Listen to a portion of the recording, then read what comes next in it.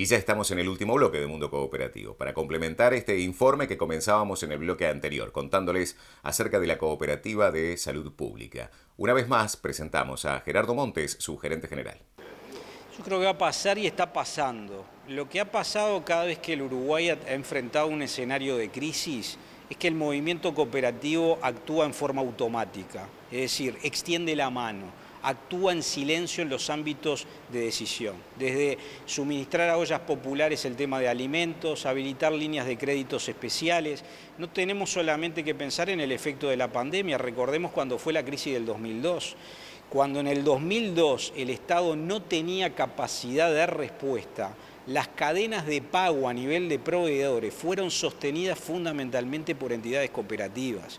Las personas que no podían recurrir a un crédito bancario porque se generó un proceso de un cuidado muy conservador del manejo de los créditos por la volatilidad que había en ese momento, las cooperativas al unísono recurrieron de asistir a sus socios con el crédito requerido. ¿Pero esto por qué, Robert? Porque no podemos entender las cooperativas sin el sistema de retenciones. El sistema de retención le da la tranquilidad al Estado y al sistema y a la sociedad en su conjunto de que en un caso de emergencia o de crisis el trabajador tiene acceso a mecanismos propios de financiamiento con tasas muy por debajo de los niveles del mercado.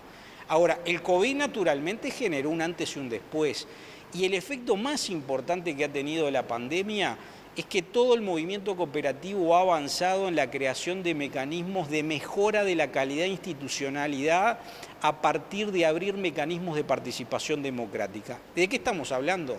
De la virtualidad. Hoy, si hay que hacer una reunión y tenemos un socio en Bella Unión, puede participar en igualdad de condiciones que alguien que está en el área metropolitana vinculada a Montevideo. Y eso ha generado un efecto enorme de concientización de que esto es una herramienta que se está construyendo en todos los días. El otro componente importante de la crisis que ha habido con el tema de la pandemia es que nos ha agarrado en un momento donde el movimiento cooperativo tiene una fuerte presencia dentro de las políticas públicas.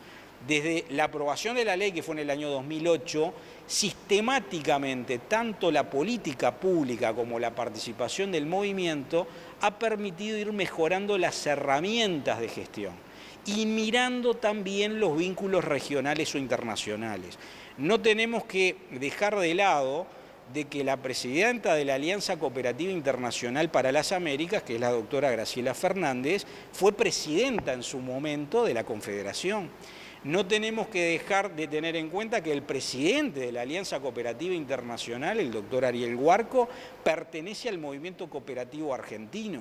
No tenemos que dejar de lado que durante todos estos años se ha logrado programas de capacitación y asistencias técnicas como el PROCOP, el sistema de certificación de calidad como es Más Valor Cooperativo, que ahora vamos a iniciar la segunda sesión de procesos de reconocimiento.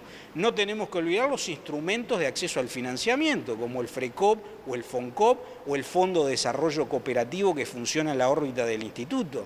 Pero además el movimiento ha entendido que el futuro está en la intercooperación. Y este es un elemento clave. Cuando se aprobó la ley general, el diseño de la ley, básicamente tenemos dos grandes capítulos grandes. ¿En qué sentido? Uno vinculado a regular cada clase cooperativa en particular y luego una serie de dispositivos y mecanismos generales y transversales. Pero el énfasis ha estado en la clase cooperativa. ¿Por qué estaba en la clase cooperativa? Porque era la realidad política histórica que tenía el movimiento. Pero hoy el movimiento, ¿en qué situación está? De que no hay otro camino que el de la intercooperación.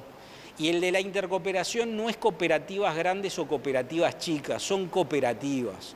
El tema de los valores y los principios no son herramientas decorativas. Cuando uno muchas veces tiene miedo de utilizar la palabra ideología, las cooperativas tienen un fuerte componente ideológico. No hablamos político partidario, porque muchas veces uno cuando habla de ideología lo asocia a concepciones que están vinculadas a los partidos. Cuando hablamos de la ideología, de las ideas, de los valores y los principios, son aquellas creencias que el movimiento tiene de una visión de sociedad. ¿Y cuál es esa visión, Robert? Que las relaciones económicas están insertas en las relaciones sociales y no al revés. Lo económico está al servicio de la construcción de relaciones sociales.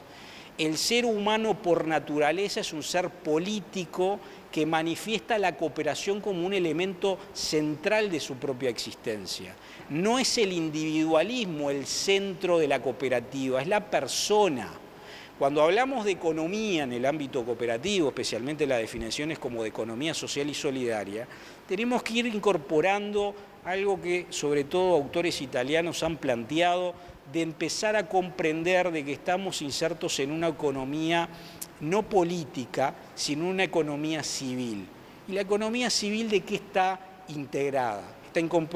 Está integrada por una dimensión económica, las relaciones de naturaleza económica, pero esa economía está relacionada a la política y a la ética.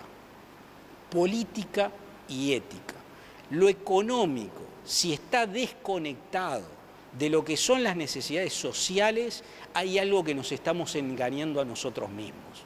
Y ese es el rol articulador del Estado, pero también es el rol de la Confederación y del movimiento cooperativo que aprovecha los espacios consolidados de la co-construcción de política pública para ver que hay dimensiones de una economía donde la persona es el centro y no solamente por una cuestión de efectividad en cuanto a rentabilidad, sino por el empoderamiento de la gente en el tema de los derechos. Llegamos al final de nuestro encuentro esta semana con el mundo cooperativo. Como siempre, les invitamos a que la semana próxima nos acompañen nuevamente para seguir conociendo todo lo que acontece en esta área que mueve a la economía y a la sociedad de nuestro país. Que pasen ustedes muy bien. Este programa es una presentación de CUDECOP en el mes del cooperativismo. Este programa es una presentación de INACOP, Construyendo Cooperativismo.